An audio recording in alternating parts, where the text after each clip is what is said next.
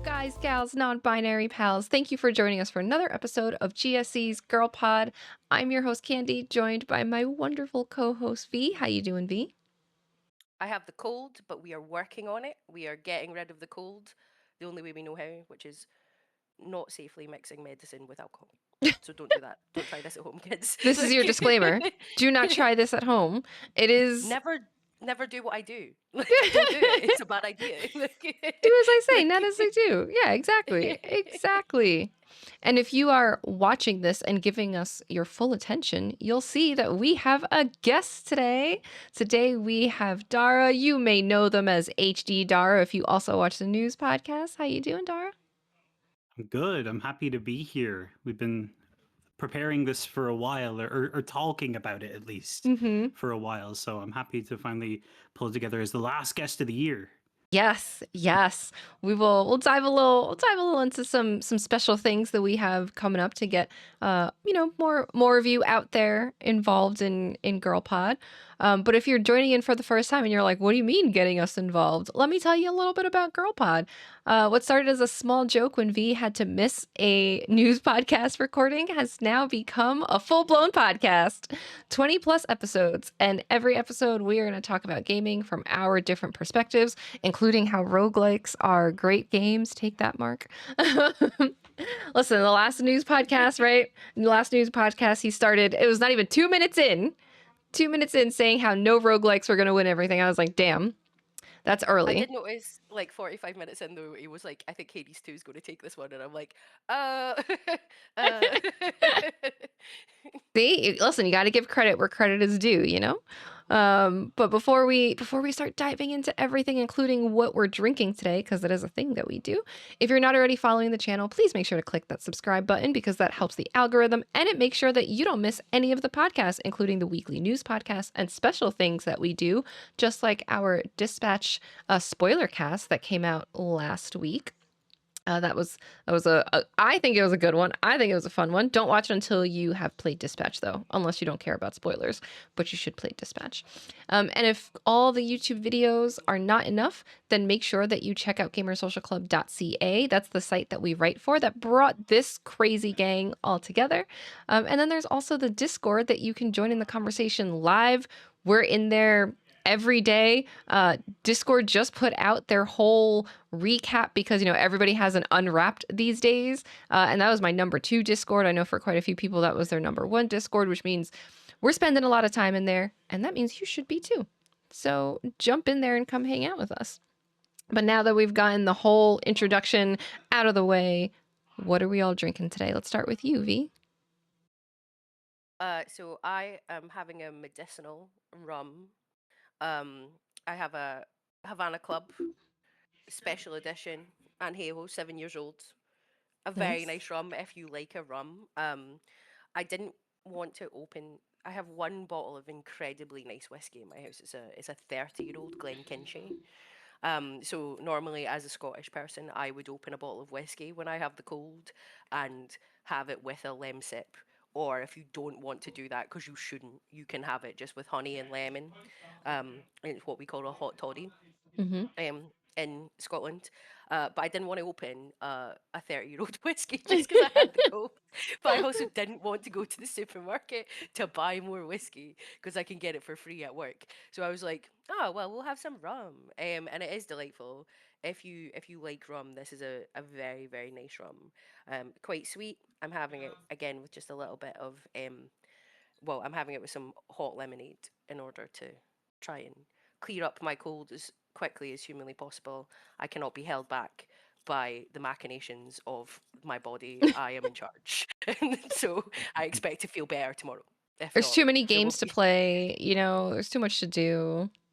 Octopath Traveler Zero just came out. It's going like a 200-hour game. I don't have time to be ill, god damn it. Like, Big facts. Big facts. What about you, Dar? What you drinking today? So, keeping up the medicinal theme here, I guess. I'm drinking a drink called Lofalex because I have a genetic condition called phenylketonuria, and I have to drink this 3 times a day. It gives me nutrients that I miss out on because I have to control my protein intake. Mm. So this basically gives me everything else that I need, and thankfully I like drinking it, which is good because I've had to drink it 3 times a day since I was a child, Yeah. since I was born. So yeah, no, that's what I'm drinking. The short answer is orange because it's orange flavor. I was gonna say, I was So yeah. like, what's the flavor? Does it come in different Yeah. flavors too? Yeah, you can get like there's an ordinary flavor or just like an original flavor that's just plain, and I don't know why anybody would drink it.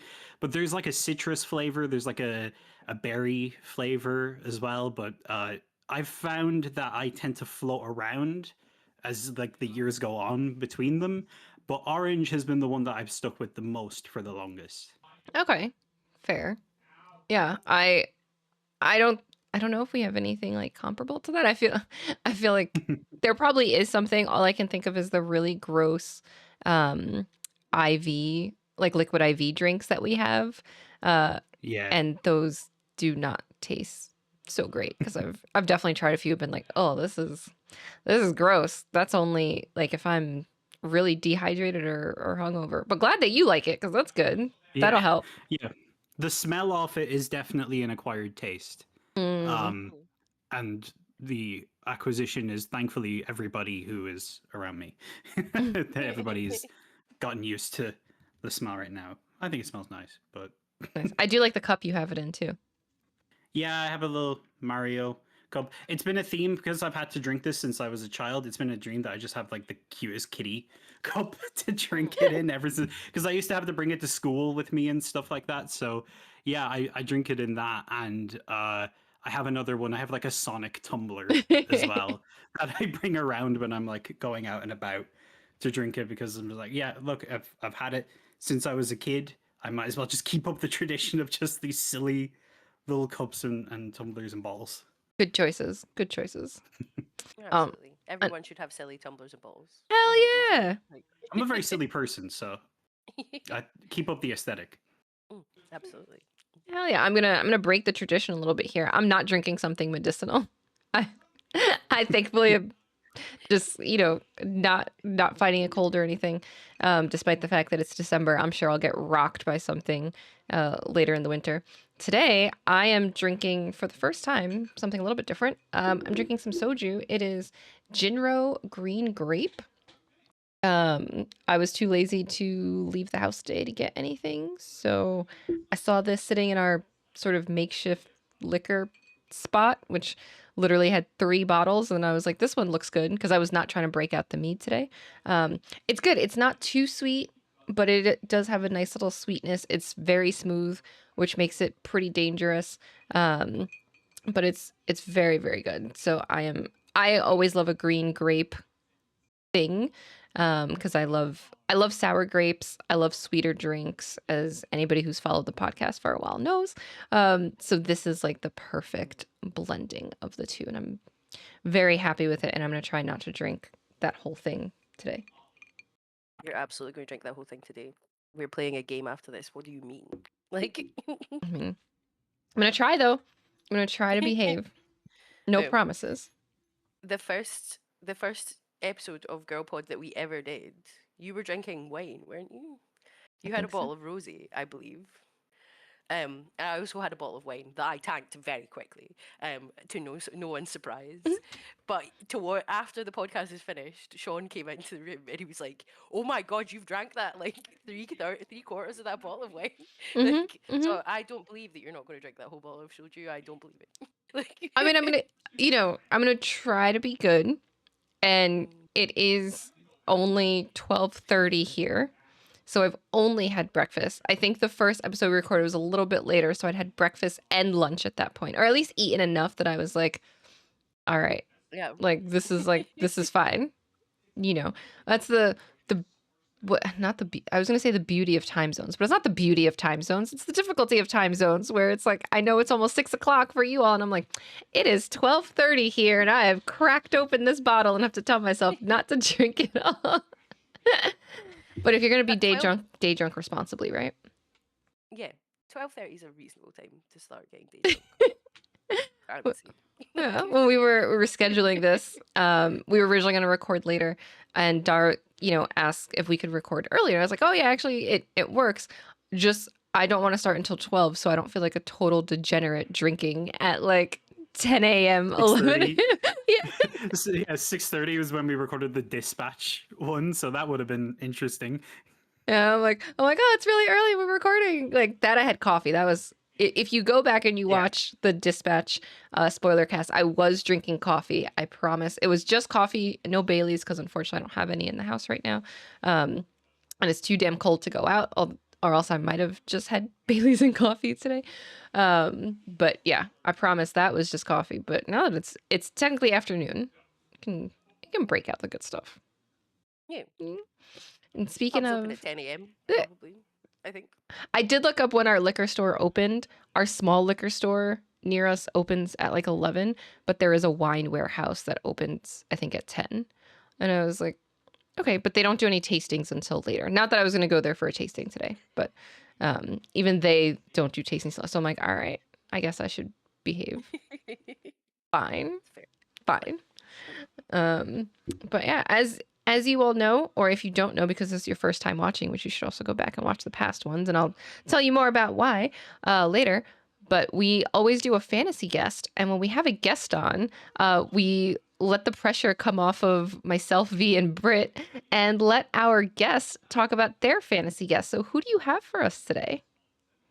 Yeah, so in the spirit of bringing kind of some non-binary rep to Girl Pod, I actually wanted to shout out a non-binary actor because I know that you guys talk about like voice actors and stuff a lot for the fantasy guests. I wanted Mm-hmm. to shout out a non-binary actor called Casey Mongillo that I think Oh would be yes. good as a fantasy guest. Yeah, I thought yeah they're around in a lot of anime and a lot of video games. Um, Namely in video games they voiced the protagonist in Shin Megami Tensei 5, which is cool because that was a very kind of head canonized non-binary protagonist, even though canonically like it is a male character. But Mm-hmm. they voiced the Angel Devil in Chainsaw Man. They voiced Shinji Ikari in the Netflix uh, Evangelion dub, which is another character that I think a lot of queer people kind of project onto and stuff. So yeah, that's who I wanted to shout out for the fantasy cast. Yeah, they've done a lot. They you mentioned the Angel Devil in Chainsaw Man, which I love Chainsaw Man. Saw the movie recently. Um, Mhm. Obviously if you go back to some of the past episodes, which again you should, I did a power cosplay because that's, just one of my favorite modern anime for sure. Um I just think it's very, very good. But they were also in the most recent Rune Factory game, Guardians of Ozma, which I got to play and really enjoyed.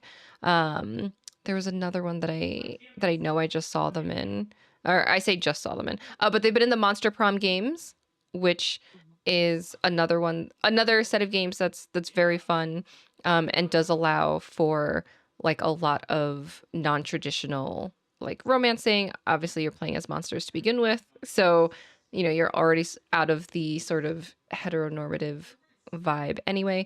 But yes, I have liked a lot of their work. There was something, I am just scrolling Think through their were they their in? stuff. I actually am just gonna double check. Yes, they were in Bug Snacks. They played a non-binary character in Bug Snacks called Mhm. Floofty, who Luffy, was a very yeah. fun character. Um, yeah, no, I just whenever I notice them pop up in something, I'm like, oh, that's so cool that they cast this person, especially if it is like a non-binary character. But then also, I think that there's a lot of very clever casting choices when they're playing cis characters, such as Shinji and such as the Angel Mhm. Devil. Mm. I'm Yeah. seeing on their Wikipedia page that they voice Chilchuck in Delicious in Dungeon, the Yes. English dub, Yes, and yeah. I fucking love Delicious in Dungeon. It's so good. Mhm. So, and I'm like, and they did a fantastic job in that. I'm like, that's very exciting. And even just towards the start of their career, they did do some extra voices for stuff like Octopath Traveler. So I think Mhm. Mm. fantastic. Oh, and Yeah, it I've was even seen here Red Dead Tower. as well. Yeah. Yeah. The most recent one I think they were in is Tower and the Guardians of the Sacred Tree, which I have not played, but I have heard is very, very good. so I might have to check that out. I say that as if I'm going to have time. I Check know, it right? out. Like It's on my list of things I want to play. I just have not like gotten to it again because of just so many things that have come out. But yeah, I mean, I've heard really great things about Toa. So I guess let's say one day we get them on Girl Pod, right? Or we'll be fair to the rest of the GSC pods. Any other pods that are done? What are some the only girl questions? pod. I'll be a little fair. I'll be a little fair. You know. I want to be fair, but fine. You know, what are some things you would want to ask them if you could? I guess generally just I would have some questions just about being a non-binary actor in that space, because obviously they've played a lot of characters that are gender non-conforming or are also, non-binary, but they've also played a lot of cis characters that, again, people identify with. So kind of what that experience has been, because it's not a traditionally common thing in video games or anime. It's becoming more common, thankfully, Mm-hmm. but it's not traditionally a space that's really been like represented. And I think that they, as an actor, have really been a big part in building the representation. So, I think a conversation around that would be really cool to have. Just as like, yeah, just a different kind of angle for this kind of representation in games. Yeah, I think there is a lot more of that, like, but I would say even just within the last 2-3 years, maybe, right? It's Yes. not, it's not something that's been super, super prevalent. Sorry, I'm still just like looking at like the different. I haven't played Monster Hunter Wild, so I don't know who that character is. Yeah. Eventually I'm gonna play Unicorn Overlord. She says, staring at it, knowing that that's another really long game. Yeah. If you just got done with Final Fantasy Tactics, good luck with Unicorn Overlord, because, yeah. I know. I'm trying to take that small break from like long RPG after long RPG after long RPG. Yeah. But then Digimon was like, hey, this DLC is coming out. And I'm like, God damn it, Digimon. I just walked away. I guess I'm going back. But it's fine. It is what it is. I will happily come back and see all the hot, sexy Digimon. Because Yeah, that's I what wonder we do. if it would be nice to talk to them about specifically around um anime, the fact that there is more of an interplay between sort of masculine, feminine, traditional Mm-hmm. roles within anime, despite the fact Japan can be a very traditional um country. Like in terms of a lot of animation, there is a lot more androgyny and a lot more characters in it that seem to not be heteronormative, despite the fact a lot of the Mm-hmm. fan base would like to pretend that they might be, etc., etc. Yeah. And how they translate that into then in more Western series where we don't see as much of that currently. I think we're definitely starting to see more of it in video games and things like that. But it's Mm-hmm. just something that's kind of always been there in in anime for as long as I've watched it. Um, which is I am old as a while. But like as we move more towards that, like and we start seeing more characters that are not traditionally seen as maybe a villain or something like that, as Mm-hmm. queer people have Yeah. stereotypically been seen as over the years. Like, how they feel about that and how they feel about their role in opening up those sorts of opportunities for other non-binary people. I think that'd be a very interesting conversation to have. Yeah. Yeah, no, like I think specifically, not that this is an anime podcast, but It could be. exclusively, I guess. I know, Yeah. right? Listen, Um I have joked about like we should just do an anime podcast somewhere else. That's fine. yeah. Well, like but specifically talking about Shinji Ikari, I think that was like such an inspired casting pick there, because that dub, I believe, was actually led by the original creatives of Evangelion as opposed to the Mm. original dub. And I know people have issues with that dub, and I think for what it is, it's actually quite good. But I think that casting them as Shinji feels like it was meant to pull out that kind of reason that a lot of, you know, queer, non-binary or gender non-conforming otherwise people like identify with Shinji. And because he is somebody who is like throughout the course of Evangelion confronting his masculinity. Mm-hmm. And I think it does lead back into the narrative to have somebody with that vulnerability voicing the character. Yeah, I mean, and they were definitely recognized for it, you know, as far as I guess anime awards go, right? Because they were nominated, and this is, you know, they were nominated for best performance by a voice actor at the Yeah. Crunchyroll Anime Awards, and you know, obviously there are a lot of awards out there, but I think Crunchyroll is probably the biggest anime awards on, you know, in the Western world, let's say, Yeah. right? So clearly a lot of people took notice and wanted them to have that like recognition for that role. So I think that that's huge. Yeah, my prediction actually is that I think they're going to voice Naoto in the new Persona 4 remake. That's just because they recast all the Persona 3. So Mm-hmm. I have a feeling that that's because I think that that would be a really inspired choice because, you know, you have a trans person voicing a character who isn't, according to the game, trans, but is struggling with a lot of the things that trans people Yeah. are Yeah. struggling with. Yeah, I mean, and I think it's, you know, it's definitely in that questioning phase. It's in that questioning, Yes, yeah, you know, and it's definitely gender nonconformative, and also thinking about the time that the game came out in Japan, right, and the time that it was created, right. It was a different, you know, definitely a different time. So that character may not have, you know, is not trans in the game as we know it for what it is when it came out. I don't think they'll make them, you know, I trans in don't the either. remake, Yeah, but if that same game was being made today, right, then there is a chance that they might take it to that, right? And I mean like like if it hadn't existed before, not with like the remake, obviously, because I Mhm. think there are, you know, more a little bit more openness to it in Japan. I'm not going to say totally open to it, right? But there is a bit more, you know, acceptance, awareness, and I think it's yes because some of the older generation, you know, is dying out, and but it's I don't know. I'm always so interested in some of these things because the example that I always think back to, is the Sailor Moon Sailor Stars, right? I always think Mm. about this because the Sailor Stars were, you know, men, boys. I don't remember how old they were supposed to be. But in order to use their powers, they had to transform into women, right? Yeah.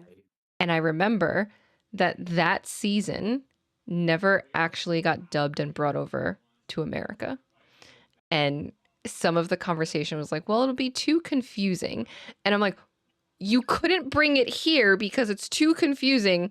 But Japan, who is so traditional, right, had the balls to do it and air it. Like, what do you mean? Right. So there's Yeah. always this interesting, like, dynamic of what is accepted and how is it accepted and by who and where. Um, you That know, same dub have two lesbian characters be cousins yes, in Sailor Moon. Yeah. Yeah. yes. It's the same one. Um, Sailor Neptune and And Uranus. and Uranus Mm-hmm. have Yeah. always just been a like Mm-hmm. they're in love, Your Honor. They're just lesbians. Like Yeah. and the but yeah, the Fox Kids dub of Mm-hmm. it. Yeah. I don't know why I did that. It was the Fox Kids dub. Because I watched it as a child, but then Mm-hmm. obviously read the manga as well as a child, and it was just like, oh no, they're definitely not gay. They just like it's like the whole They're like, just really close oh cousins.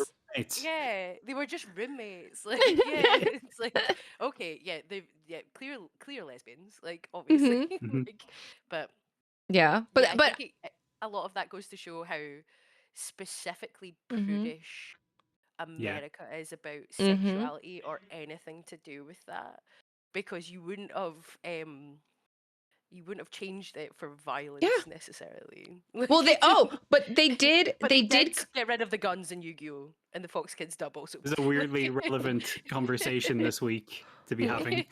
I know. They did cut the episode where the Sailor Scouts died in the first season.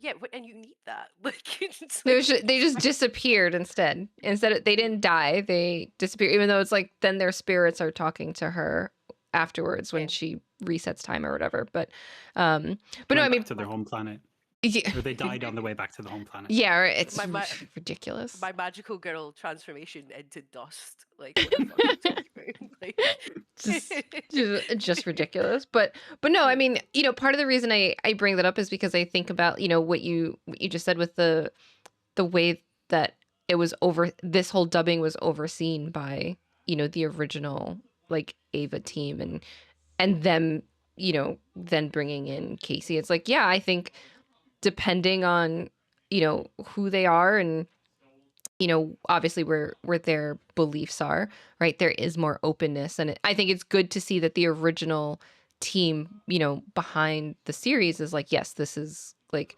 this is who we want, this is what we're going with, right? And then having to deal with that struggle of what is it, what is masculinity, what does it mean to be this character, like what, how do we move forward with that, I think is something that's honestly like really great to see. And I think it allows for more depth to the character in a way that, and I'll say this as someone who is not going to watch Ava. I'm not a huge mech anime person, but I know enough of it, right? And obviously, I think a lot of people know the memes of Shinji getting the fucking robot, right? Like, but to then deal with these interplays of things is huge, and I hope we see more of it. It's been growing within the last 2-3 years. I hope it continues to grow. I hope nothing politically in 2025 going into 2026 stops any of this. Yeah, sure. Yeah, I gotta be hopeful somewhere. I think it'll be well, all right. I think if Japan, for as conservative as a country it has been to do to allow expression in art and stuff like that, I think it's going to be all right. the one thing we can safely assume going into 2026 is that the Japanese don't give a fuck about what America thinks. Yeah. So at the very least, Listen, we'll be like, yay! Like, we've known that, okay? I have been saying this for so long, and Nintendo fanboys come at me, okay? Because I've been saying this for so long when I'm like, there are so many games that Nintendo doesn't port out to the West. There are so many games that they make because they're just like, and they don't bring them because they're like, we don't care about these other audiences, right? I mean, they tailor their Nintendo Directs like so that it's only the same stupid shit that we see all the time. And here's your Pokemon, here's your Zelda, here's this, and all these other great games stay in Japan and don't ever get localized. And I cry about it because I'm like, I hear about these games and they sound amazing, but you're never gonna give me this wonderful visual novel because you think I'm just another dumb American. Just because there's a million dumb Americans and one me doesn't mean I don't want it. Right. And you made a whole Japanese console and you sold it at a lower price. You didn't do that for anybody else. Like, I get it. You don't care about us, right? And sorry, Nintendo fanboys, but it's just the truth, okay? Like, Japan has been an isolationist country before, and I'm not saying that's entirely what they're doing, but they are definitely looking out for number one. And I can't say that I blame them 99% of the time. yeah. People who are making like manga or anime or games in Japan don't take into account like the American audience, and I No, think that they a lot of shouldn't. people, as you say, online can't get their head around that. Because even talking about the fact it's a more conservative country, in certain ways, in terms of like a lot of their folklore and mythology and things like that, which they draw from a lot, Mm-hmm. it's not that they might not even necessarily be considering like the modern trans community and things like that. They are drawing Yeah. from like a tradition of Mm-hmm. certain things where this is not seen as like taboo or Yeah. weird, whereas Yeah. you don't have that in modern American culture. Obviously, Native American culture has a lot of history with gender nonconformance and things like that, and a Mm-hmm. lot of other countries do have that within Yeah. their like their history and their even just their myths and things like that. So it just seems a bit weird to be like, oh, Japan would never. It's this idea of like the red sun version of Mm-hmm. Japan that people, certain groups in certain countries have, that, and they think they could just move to Japan and they would be heralded as some sort of like white savior going over to Japan because we have the same fucking values, and the Japanese are like, no, we fucking don't. Like, Yeah. like, Yeah. Mhm. like That's why, like, we don't want you sorry. playing fucking Mario Kart in the street, Mr. Beast. Fuck Oh. off. Like when we talk a lot about like Japanese traditional values, it's more about like politeness and like Mhm. being incredibly respectful. Not like, oh, we just fucking hate women and the queers. It's like, tell me that you have never watched Mhm. Yuri on Ice without fucking telling me you've never watched Yuri on Ice. Like Japan doesn't hate like the queers at all. They just Mhm. pretend that they're like maybe not into it, like, and watch it later on in the evening. Like, Mhm. it's like fuck off. They Like watch it in Yeah. incognito mode. yeah, it's just like, oh no, this is no, they're just all the slightly older people in Japan are like, oh yeah, no, they are just roommates, definitely. Yeah, And then yeah, they're of Yeah. already course. they're reading the fan fiction, they're doing the shipping. We see you, Japan. Like, like Can't stop hide from us. pretending that you're going to be like these chuds. I'm going to call them chuds. Just like, oh, fellas, is it gay to love your wife? Like these idiots. Like, Well, you do have a lot of those people who are like, a Japanese game will tone down maybe a design of a female character, for a new release or something. Then you have people go, "Oh, Japan has fallen," Yeah. like, no, they've become Western. It's like, no, Oh my that's god. not what's happening at all. no. They're just like, oh, maybe this would be nicer, and this is a game that we want to have a slightly wider audience. And how Yeah. dare you think that Japan is not fucking still as degenerate as ever? You're obviously not going onto the right websites. Like, don't you come and tell me that you know a lot about Japan when I know you're not on the same websites as I am. Perverts. Like, Uh, Japan's storing down nothing. yeah. Like, Oh my god. you I just know I Nintendo love won't that. let it on the Switch too. Yeah, They're right? like, okay, yeah, I don't know, man. I don't have a Switch too, Yeah. but I've seen a lot of weird stuff on the Switch. Yeah, if you've yeah, been on no, that eShop, it's crazy. Mhm. yeah. Yeah, just unlock your settings a little bit. Take those no adult settings off and you'll see the stuff that's on the Switch, okay? Yeah, Yeah. the settings aren't on by default, which is the crazy part. Mhm. So you boot up your Switch, you go onto the eShop, look at, oh, where's Mario Kart? And you're getting Hentai Simulator 2K25. Mhm. Matching slidey panel puzzle to Yeah. Yeah, some some badly drawn yeah. hentai photos. Like, it's like, I okay. know. Those are the ones you get for like 99 cents, like the really bad drawn ones. It's like if you want the good stuff, you're going to have to pay the $20. Cough it up. Yeah. Hey, we should be rewarding artists for their art. I mean, we Like, should. 100%. 110%. Listen, someone took the time to make those, you know, proportionally appealing. I'm not going to say accurate, proportionally appealing women that you have to slide the puzzle around to see. They deserve the credit and they deserve the pay. All those are getting buried by the AI slop ones now, though. Ugh, I know. We can't even have good gooner games on our eShop anymore. What has society come to? Seriously. And This Now is I'm the Japan has fallen person. okay, but see, when we have to fight the AI to get to like the good, like the well drawn, like anime girls, that is Japan has fallen because AI is ruining it for the artist, right? Yeah. That is a true fall. I will We need to stand by rally that. with the Twitter gooners to protect what really is important about human art. Hmm. yeah, self-expression and big titty anime ladies. Like, Yes. I want you to evoke something from me when I look at your art. And if that, what you're evoking is lust, that's fine. You evoke something. It's fine. to be fair, I do think the majority of the Gooners are anti-AI. Also, I know the furries are very anti-AI, Hmm. Oh yeah. and we stand with the furries in The this. furries are paying the most for their art. Like I had a friend Yeah, who did like furry art before, and she made bank. Hmm. Like from the time that she did it. Like she like even just not even not having internet connections, just IRL. Like people Yeah. would be like, "Hey, your art, you draw like a bear really good. Can you draw this bear with a with a dick for me, Yeah. like with a giant dick, and it's like, oh, damn, I need to work. If I could just draw like If I that, I could could be draw. making some serious money. Mm-hmm. Oh, Have you? I see artists where they're like, I don't do like furry stuff, and I'm like, do you know how much you could be? You don't have to be a struggling artist at your Yeah. Mhm. skill level if you would just open up to drawing some furry stuff. Just do a little furry non-safe for work on the side. Yeah, Like, that's Burn fine. our furries. furry art account.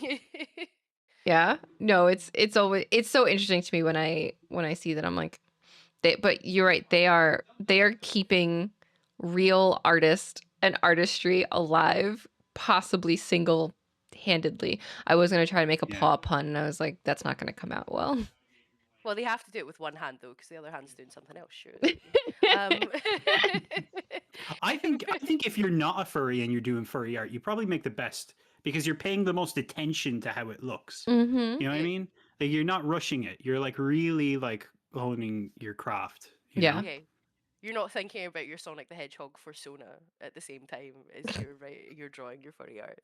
I Yeah. was heartened to see though, even the the fans of the game Postal, which I think is you Yeah. know, pretty not for me.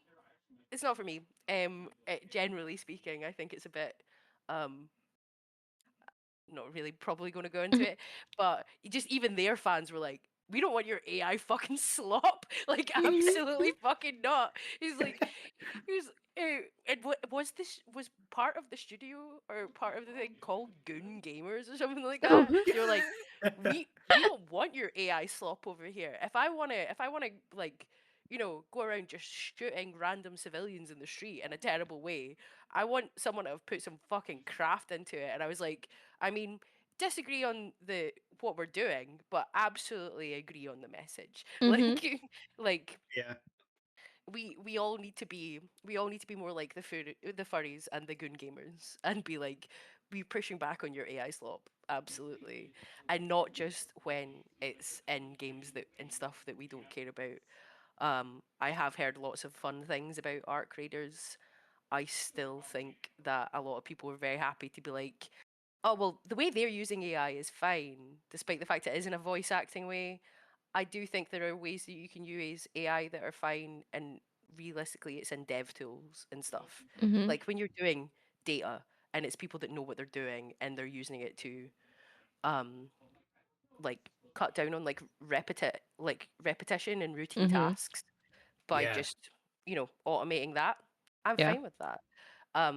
When you're using it for stuff that is replacing actual artistry, I'm not okay with that. Like, Mm-hmm. Yeah. Yeah. No, totally agreed. There's a time and a place to make things I think to make things, like you said, less repetitious, to make things maybe a little bit easier, right? And obviously we've had some element of AI in games for a long time, right? Because the AI is controlling the enemies or, whatever, depending on the game that you're playing. But I think there is like an acceptable level of AI, and then eventually we do get beyond that threshold, and that's I think the danger that we're in right now, where there is so much that is crossing like what should be acceptable, right? um and I think that's where we we can lose the human element. I think anytime that AI threatens to remove the human element, that's a problem, right? And I think that's where we have to, as gamers, as a society, whatever you want to say, like that's where we have to be really mindful of things, because you know I think we as people get bored of things very quickly anyway. And if you just have AI putting out the same slop, you're going to get bored of that too, right? But we shouldn't wait until we get bored of it to say, hey, we should have the human element back in things.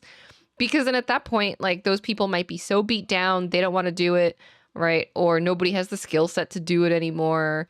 You know, AI can be a tool, but it should not be a replacement.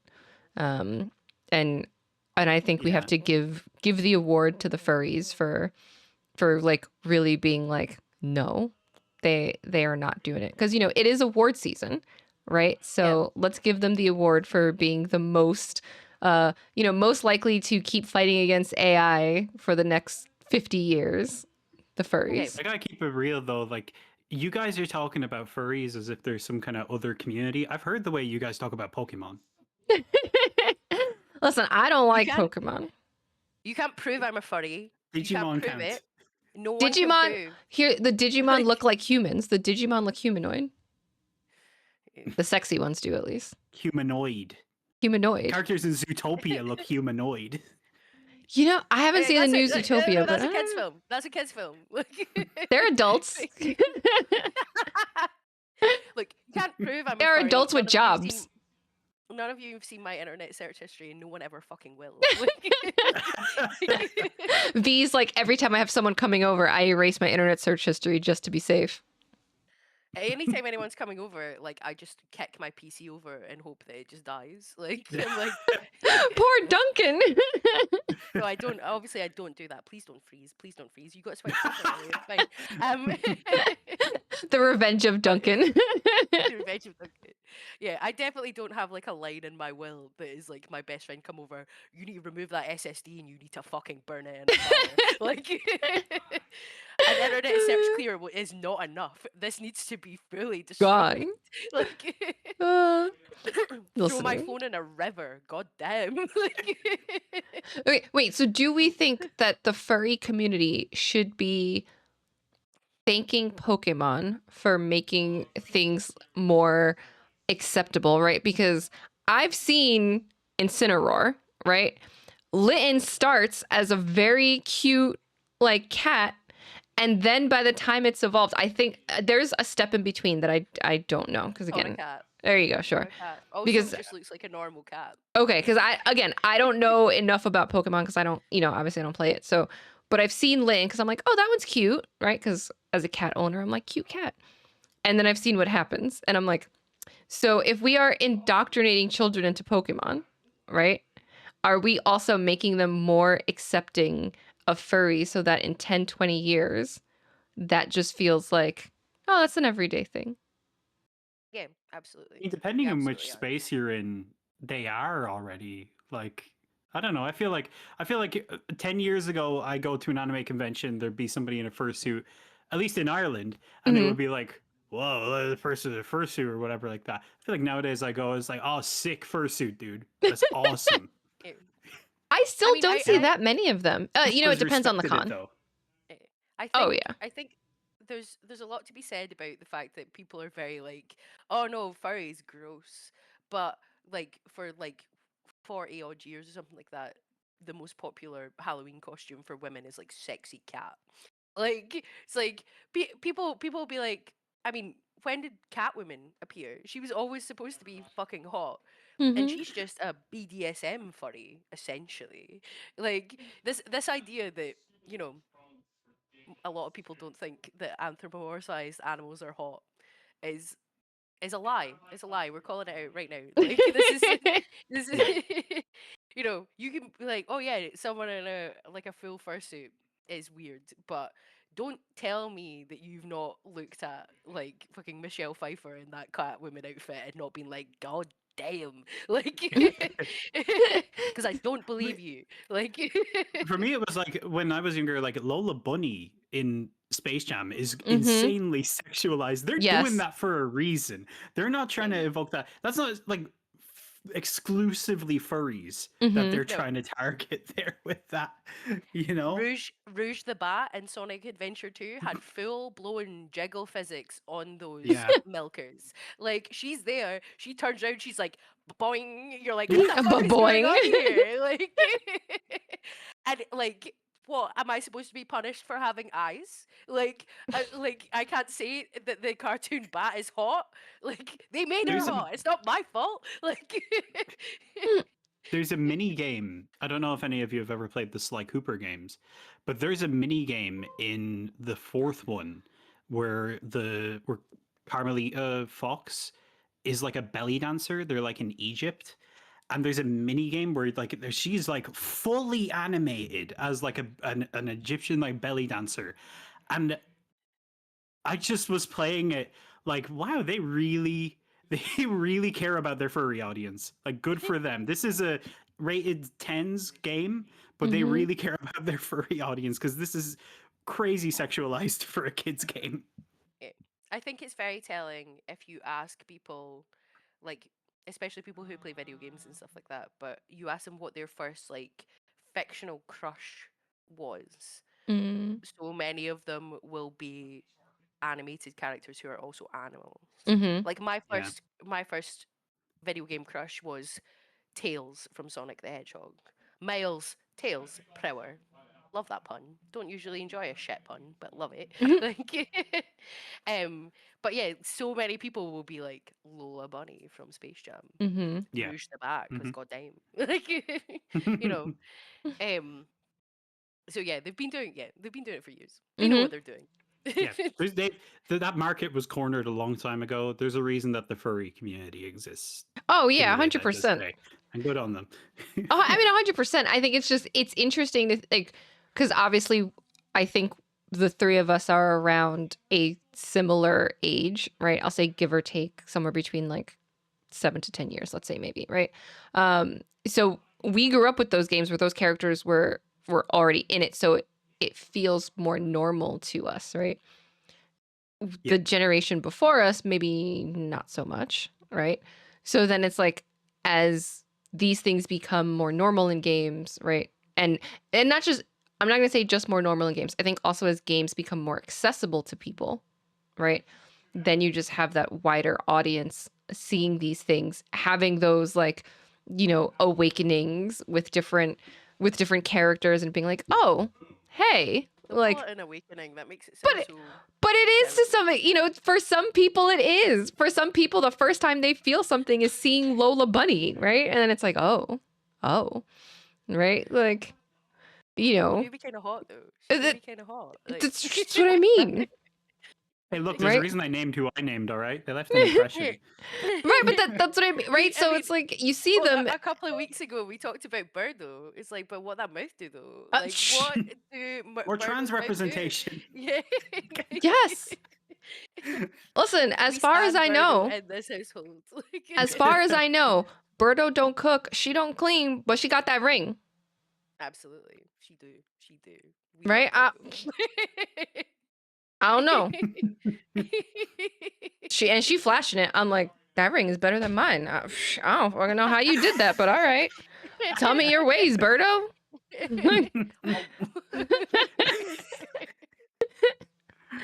Oh, was really good. Damn.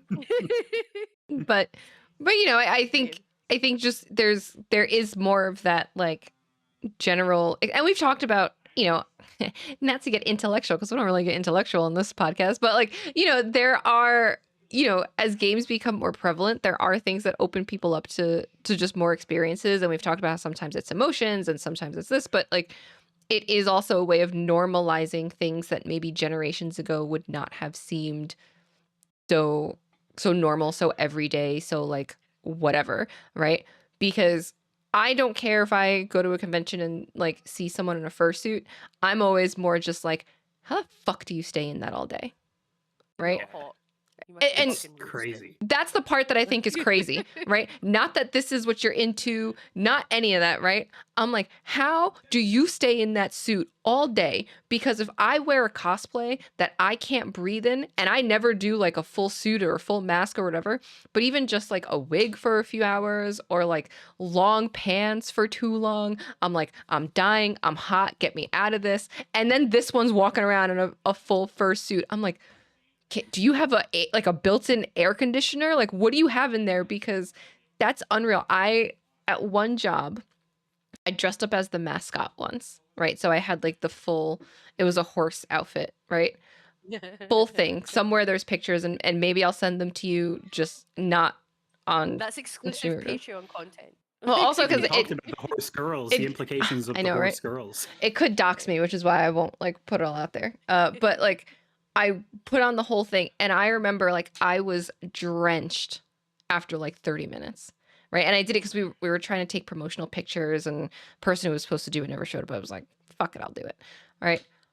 Drenched after 30 minutes. I was like, I need to go home and like change and shower. Like I can't go back into the clothes that I was in because it was so gross. Right. So I'm like, Yeah. you do this for a whole convention day where there's nothing but like just so many humans walking around, and those convention spots are never cold, right? Like they're No.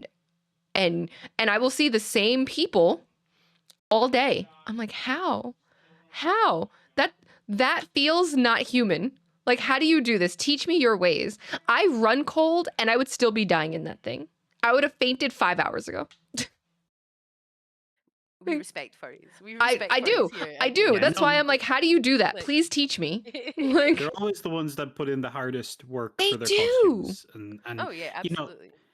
yeah, good on them. Good on the furries. the dedication is like top tier because kudos to all of you. Like, damn. I'm Keep watching Gamer impressed. Social Club till Christmas next year, when eventually one of us just becomes a furry. Like, we talk about it a lot. I don't know, guys. What kind of animal do you think I am? I don't know. I mean, there's only one person here right now that has like ears on their headphones. I'm just saying. These are Gengar ears. These are Gengar Okay. ears. I won't have. Mhm. What do you mean? Like, Mhm. Gengar's not an animal. I mean, but Did if we there's not a whole establish- year to like, if there's a whole year to start, making the change, and you're already starting. But he's just like a spooky little guy. Like, I We're don't not have sexualized- ears. we're not sexualizing Gengar. We're not sexualizing Gengar. I already posted something about Gengar in the general chat a while ago, and someone was like, "What that tongue do though?" And I'm like, "We're not sexualizing my boy. We're not doing this." I mean, Like- Gengar's rolling up with dad bod, and what that tongue do? I don't know, man. I don't know. I don't want to have sex with Gengar. I just love him. He's great. Like, I want Birdo, to be yes. Gengar, no. Yeah, Rouge the Bat, damn, but not Gengar. He's my bro. We're gonna go do crimes together. Me and Gengar are doing gay crimes together. You can't convince me that he is not queer. Like, he's the epitome of be gay, do crimes. We're doing crimes. Like, I think all of the ghost Pokemon are claimed by the trans community anyways. I think that the whole hot topic kind of look, Mhm. I Yeah. think that he could, he fits in there. Yeah. absolutely. Be I queer, see do it. crimes with your Yeah. pal Gengar. Like, Mhm. So when V doesn't show up for a future recording of Girl Pod, we know that they got caught doing crimes. Got it. You and Yep. Gengar went out. Doing crimes. Okay. We talk about You I- can hallucinate Gengar being there. They're gonna arrest you. You're gonna be like, but it was Gengar. It was Gengar. Gengar made me do it. This fucking edible ain't shit. Pretty sure if I'm convincing enough that Gengar made me do it, then I can get off on the crimes also. Like, Pokemon company is like, we do not want part of this lawsuit. no, Gengar is no longer allowed in any Yeah. of the games. Gengar is Oh, banned. no. We're No. actually selling Gengar to Digimon. Oh. I mean, bring No, it but then on. they would have to. But then they would have to make him into like a hot woman. Like, Oh. like, But And then the he'd really problem be with owned by that the trans is, community. yeah, absolutely, he would be owned by a trans community at that point. yeah. So I'm not seeing the problem. This actually makes a lot of sense. You should get arrested for pretending that Gengar is around. Oh, I mean, I'll try no. my best, but like, I'm really good at not getting caught at any of my crimes. Is the problem? Like, Okay. Well, I mean, we do need you. We do need you for Girl Pod, so we can't have you getting arrested. yeah, I would have to get worse at crimes, and I feel like that's a skill set that I don't have. Being Mm. bad at crimes, don't have that skill set. Being really fucking good at crimes, oh damn, right in my wheelhouse. Absolutely. Like, And she didn't say in The Sims, so apparently she's just really good at crimes. Yeah. No, not in Minecraft either. Not in Minecraft, not in The Sims, not in any of those. Just What really is on that hard drive? would you like to know? I heard what's on that hard drive is everything that she's voted for Game of the Year. Good one.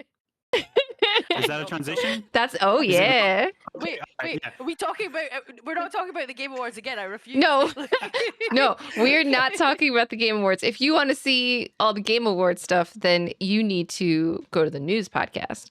If you want to hear what Dara has cooked up for GSC's Game of the Year, though, or award show, let's say, take it away. Yeah. I guess I would call it like I guess it is. Yeah, it's an award show kind of. It's more of kind of like a deliberations show. So basically, what we're doing is in the next few weeks we will be coming together, as many of us as want to. I think there's about 7 or 8 of us Mm-hmm. now, and we'll be doing a deliberations of specific categories for best games of the year. So let me actually, I should have prepared this by having my docs open, but I we have kind of picked out a couple of categories such as best narrative, best performance, best Mm-hmm. cooperative multiplayer, competitive multiplayer, so on and so forth. And we're going to come together as a group and we're going to try and build basically a top 5 for each of these. And they're And all going to it's be going to be, roguelikes. Okay. of course, yeah, no, that's why I didn't. There's no genre categories because it's actually the roguelike awards. Yeah. Mark's Like I banned. said, we're going to Mark. trap Mark in it. We're not telling him that beforehand. Yeah, so basically that is the plan for the first week, is to have these categories and to build a top 5 that are, it's all vibes based. It's not a science. It's not, Mm-hmm. trying to be like, oh, but what is the best? It's all what people are passionate about and what people feel, represents, I guess, the group, but also just Mm-hmm. represents people's, again, their passion for it. And then the second week is going to be building a top 10. However, I am open to that being a top 20 if people really, Ooh. Okay. don't want it to just be confined to 10, because, there are bigger numbers. And And that, this year was a huge year for games. yeah, Too many exactly. games. So like even it could just be a top 10 and a bottom 10, or we can do, whatever it is. We can do an unsorted 10 as opposed to also having a top 10.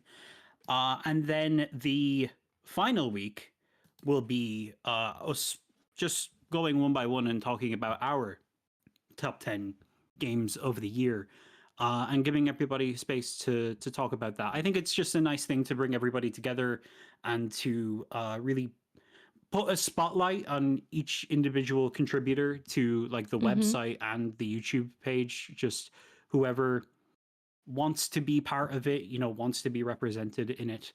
And I'm very excited for it. I kind of came to you guys a few months ago being like, hey, there's a previous outlet I worked for. I had some Game of the Year stuff I was doing there. They didn't let me kind of stretch my legs in the way I wanted to with the ideas I had. And everybody was open to the ideas I had here. So that's kind of where we've come from. And I'm hoping that, this year it starts off well. And then in future years, it just gets better and better. And continues to grow and grow. And I won't kill Mark when he tries to talk about roguelikes. And I'm also so excited for the arguments.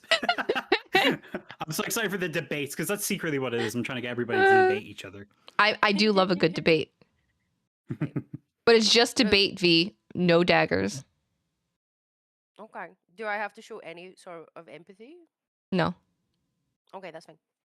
Bribes might be accepted, though. If All you really bribes. want roguelikes to be on the list, I can send you my PayPal. No, all bribes for the site go through me, even if I'm not involved in it. Those are the rules. Like, All of them. Okay, I All of misunderstood. them. All the of them. bribes. No. I am excited for a bit of community discussion around. So, because I've not actually played a lot of the games that would be considered Game of the Year this year. Mm-hmm. I have started Expedition 33, but I have not finished it because we got a code in for another game very close after it came out, and I had to review that. And obviously, because we finish all of our games Mm-hmm. before we're allowed to review them, it does take up quite a lot of time. It does. Doing stuff for the Mhm. site, which means unfortunately you sometimes don't have the chance to go back and play these games. And 2025 was just like, oh, like the scene from the meme that's like it's from Sabrina the Teenage Witch, and it's just like people just there with like a spoon, it's just people just trying to force feed her like dessert. I'm like, this is 2025 in the game, like in Yes, terms of games, and I have then 100%. not had any time. But then when we are then looking at the standard game of the year things, I'm like, I've not actually played Expedition 33, and I've not played Silksong either. Mm-hmm. Like, and I've not played Death Yeah. Stranding. Yep. Um, I'm Yep. like, and I know that they're fantastic. I'm not gonna, even though I've not played them, I'm not gonna disparage them in any way. Like, I'm sure they are amazing. But at the same time, I'm like, but I want to talk about the games that I got to play this year that I really fucking loved. Like, Yeah. Yeah. mm, No, I think that's so valid because it's like there are some games that there are some games that I played this year that I know other people are not going to play. It's not their, it's not their thing, and that's totally fine. But I want to give them their flowers too, right? Like, and I know Britt and I talked about this a little bit on the last podcast, so I won't talk about this specific game too much, right? But, um, you know, Date Everything wasn't nominated for anything, right? Um, and I'm like, that was a fantastic game, but I also understand that it's a visual novel, it's a dating sim, right? Like that is very niche for people.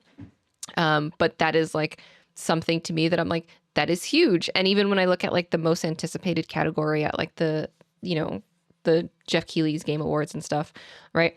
I look at it and I'm like, yeah, okay, I understand how these are people's most anticipated games. I do, right? But like they're barely on my radar when I think of most anticipated games, right?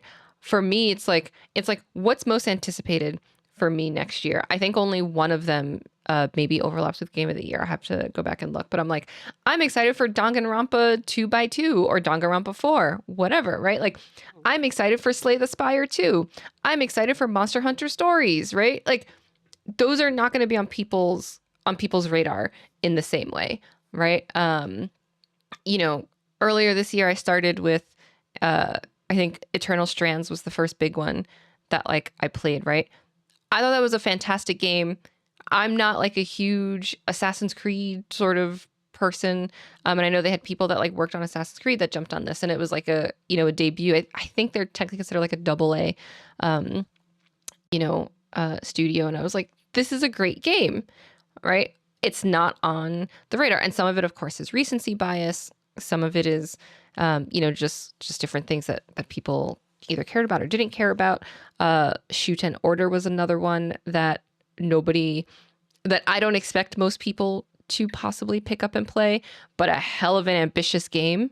That I was like, there are literally 5 different genres in this one game, right? How do you even try to condense that into something? And it's not a debut game. It's not, it's like a weird mixing of things, right? But I'm like, those are the type of games that I'm playing that I know a lot of other people aren't playing. So I know they're not getting that recognition. So it's nice to have other ways to give that recognition to games that deserve it. And then, I like that you also said a bottom 10 because I'm like, yeah, there's a few things that I would probably put on the bottom 10. Yeah, looking at you, Candy Wait. Rangers, I'd put you on the bottom. Oh, you mean like a negative 10, Yeah. like a I'll give out okay. Razzies. I I mean, know. I think we should do that. I thought that's what you meant. I was. I Very thought when you excited said talking bottom about the 10, I games was like, that I'm like, okay. trash. Hmm. I Games don't are Mark's know. got art, at but least not all art. That would Not all definitely art is start good. arguments. Like Mark's got at least one that's got to go on there because I know I had to make that 2 score. yay. Which is rough. It is rough. It was a little rough, but it was Oh, fine. It was fine. I feel like that one would definitely start some arguments because there were some big games this year that I did not vibe with, that I was quite disappointed with, and I feel like if I named them, just naming them here would start an argument somewhere in the Discord. I would be afraid of. That means you have to name them. Those are the rules. Unfortunately. You got to give a sneak. Okay, wait. So Will you you've commit heard to me doing a talk bottom about- 10? Don't worry. Candy and I will defend you if people Yes. try and come for you in the Discord.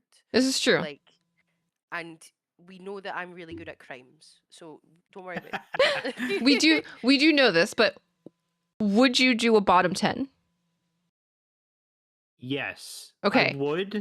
I would, but I would maybe want it to be a separate thing Oh yeah, Yeah, we can do yeah. a separate so one. that we can mainly focus on the positives. Mainly focus Yeah, on the positives. Because I we don't can Yeah. do want to it be as bullying. a girl I don't want pod to be segment. Like, Mm. Yeah, yeah, maybe, but like, I don't want to be bullying a bunch of indie devs Yeah, no, by no. being I like, think oh, I you think guys that's are the fair. worst games of the year, because I feel like we might have like a lot of AAAs in our game of the year, and I feel like that Mhm. creates a weird image for the site, being like, oh, we love AAA games, but if you're an indie game and you're unpolished or rushed Mhm. or something like that, we're gonna fucking give you worst game of the year. no, I Oh want to yeah. bully AAA devs. I'm going to bully them specifically. Yeah, I Yeah. want to bully AAA devs as well. Yeah. Yeah. I 100% agree with that, right? So to build buy-in from the people that are listening, is there a AAA that you would want to put on a bottom 10 as like a sneak preview? You're Mario asking Kart because you World. know. Mario Kart World. Mario Kart Okay, World. Okay, yeah, that Mario Kart, that was so much better than the one I Nintendo. had. Like, but see, that's a cop out because we've already heard that on Newspod. okay. I really enjoyed it. I thought I had a good time with it. Pokemon Legends ZA is proof that Pokemon fans will just take and enjoy slop. I know And this that is as a true. Pokemon fan that will take and enjoy slop. This is the highest grossing media company in the world, and you can't even give me something that's not just a fucking JPEG stuck onto a flat texture. And all the Pokemon fans on Reddit will be like, "Oh, that's bad faith criticism," and I'm like, "Is the fact that Mhm. it has no voice acting, despite the fact it's clearly supposed to have voice acting, bad faith criticism?" I completed that game, and I did all the DLCs. Well, not the DLC; it's just came out, but all Mhm. the online stuff. You can't accuse me of bad faith criticism, and I did enjoy it. But Mhm. you are literally paying top tier AAA money for slop, and you are thanking them for it. And when anyone has any criticism to say, you're like, no, don't say bad things about the Pokemon company. I'm wearing a Gengar headset. You can't accuse me of not fucking loving Pokemon. But worst 10 of the year. Like, despite the fact I would probably give it like a 7 or something out of 10. But you should Yeah, okay, that's ask for actually better from the yeah. fucking highest grossing media Mhm. company in the world. God damn. Like, Yeah. I think people like millennial and Gen Z people have such an abusive relationship with Pokemon. It's insane. Ugh, I I don't know. hate it. I think it's like people in older age groups have with Star Wars, I think. Where it's just like, oh, I hate this. Oh, why is it so bad? It annoys me so much. Why do you keep coming back? Mhm. Because I want it to be good. Because I want to Mhm. relive the glory days. it's actually just because I like having a team of wee guys who are my wee guys. Like, That's yeah. you give them their fun little nicknames. Like, well, we had the boys. Like, I Mhm. had my shiny Ampharos who was pink, and that was called Candy. And then we had like the other boys from like the news podcasts and stuff. They were there. Me and da boys just hanging. Like, that's why I like Pokemon. But I I'm hate to fully aware of the fact that it is not a well-made game, and it should be. Mhm. Like, Mhm. let's bully Nintendo. Let's just have a yeah. bottom 10 where we bully Nintendo. Like, I mean, that does tie into one of my ones because the past few days, maybe it's a little too early to say this, but I've been playing Metroid Prime 4 and I do not think that is a good game. I Valid. really have not been Valid. enjoying it.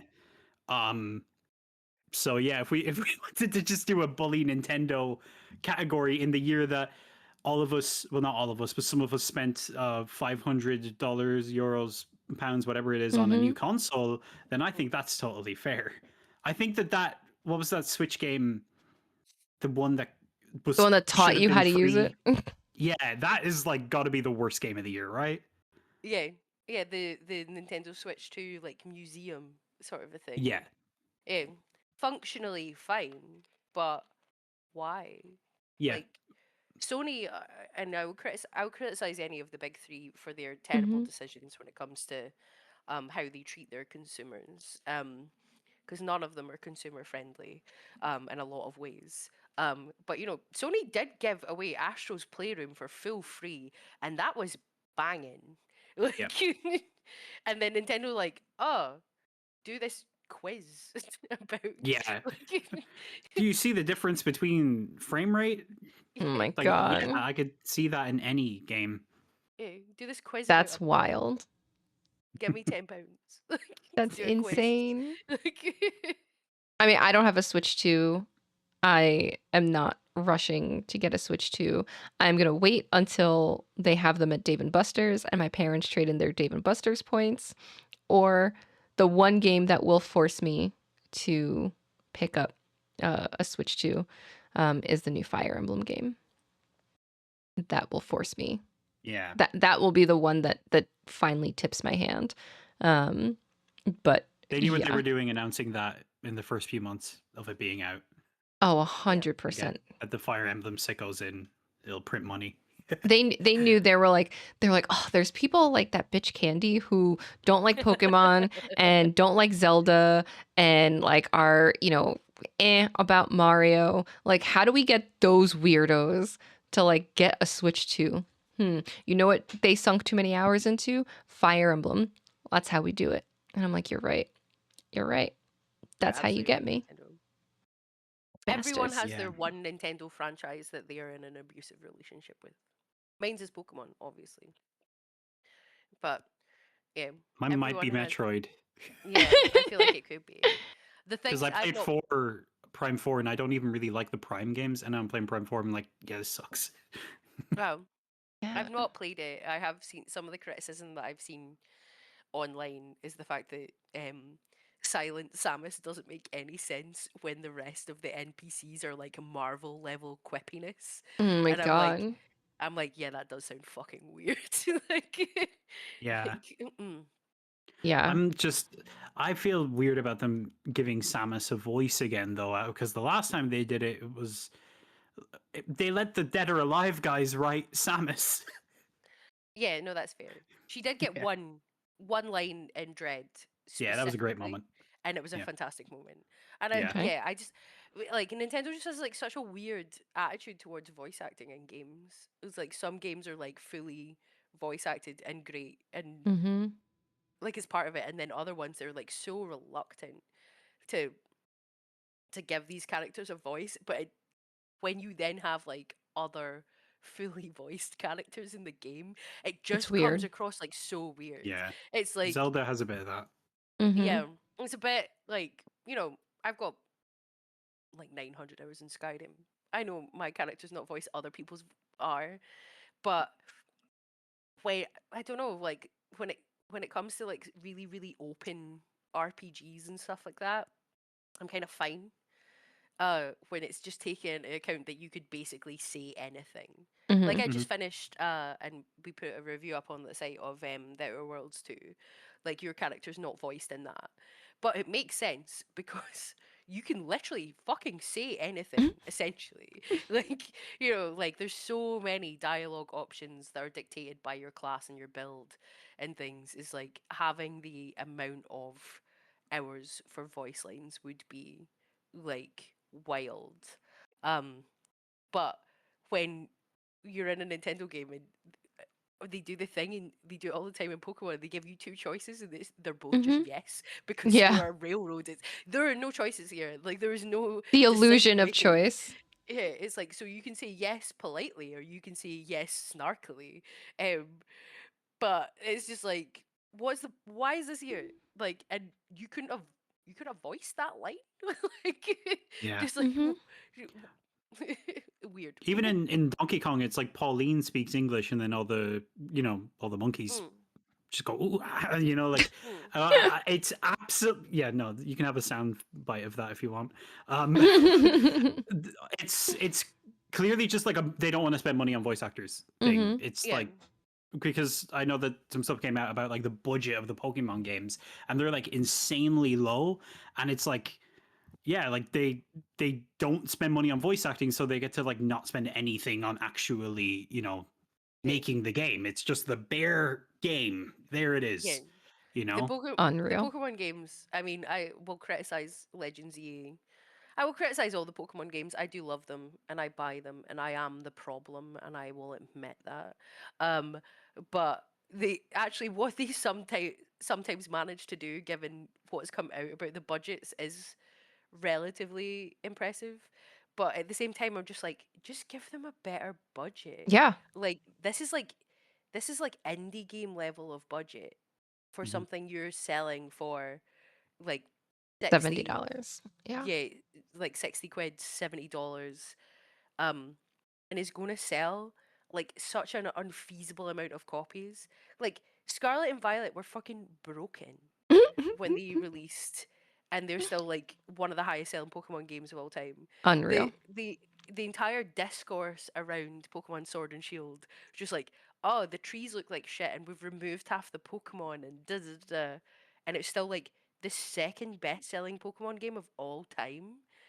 And you're I like, hate it. oh my god, just give them some more money, like to fucking Yeah. make a good game, like. And you can make like good games on the cheap like relatively Yeah. quickly. I mean, like the Yakuza studio does it every year. Where like I know they reuse like the maps and stuff like that, but like every year they have a game comes out and the cutscenes in those are incredibly well animated and they're all like fully voice acted by big name Japanese Mm-hmm. actors and stuff. And it's like, okay, if they can do that for this series that only got popular quite recently and doesn't make like a ton of money, definitely nothing compared to Pokemon, then Mm-hmm. surely Nintendo or Pokemon Company or somebody can just spend a little bit more getting like, like anime voice actors. I'm not saying you need to go out and get Hollywood talent or Yeah. anything for it, but like just like work with one of the anime voice acting unions or something and just Yeah. because then it'll at least be consistent with the Pokemon anime. Mm-hmm. Mm, absolutely. And you find 9 times out of 10 most um anime voice actors or just voice actors in general are this is a completely different topic, but I actually really dislike it 9 times out of 10 when they go and get like a Hollywood actor and are like, Mm-hmm. oh, chuck them in a game, chuck them in like an animated version of something. It's like it's a completely different skill set and you're not good at it. Mm-hmm. Like yeah. It's Yeah. like voice actors are very good at their craft and it's a very different craft. When you can't do any like emoting through your face. Like Mm-hmm. you know. Mm, Yeah. Agreed. like And some can do both, but I think you yeah. get more misses than you get hits. Like what I'm saying is Oh, Pokemon doesn't like beget having Hollywood talent. It Yeah. begets having voice like anime voice actors. That's the mm, type of game it is. Mm-hmm. Which wouldn't cost them nearly as much as like a Sony production or something. Oh. I mean, even if you didn't get like anime voice actors, you could get people that are trying to like break into voice acting, right? Yeah. And, if you don't want to increase your budget that much and get those people and let them build their resume, and, whatever, like yeah, they'll because you're build going a from portfolio nothing. because you're going Like from nothing. So you don't need to go from nothing to top tier right away. there's a bit in Pokemon Sword and Shield where one of the gym leaders is a musician and he's supposed to be Oh. singing a song and it is literally just a silent cutscene. I And hate it it. is Yeah, I know what you're the talking most about. cringe thing that I've ever witnessed in a video game ever. And you're just like, what in the ever loving fuck is going on here? Like, I I hate mean, it. the lyrics themselves are kind of cringe. They come up on the screen, but they would seem less cringe if I didn't have to read them Mm-hmm. and I could they were just like hearing them as part of like a cringe children's game song. And I'm like, really? You couldn't have just couldn't have stumped out for like a little bit of voice acting for a musical number? What in the fuck, Nintendo? Like, Listen, I'm they just gave. saying, if Supergiant can give us like 2 or 3 different songs from Scylla and the Sirens, Pokemon could have Mm. splurged on one song.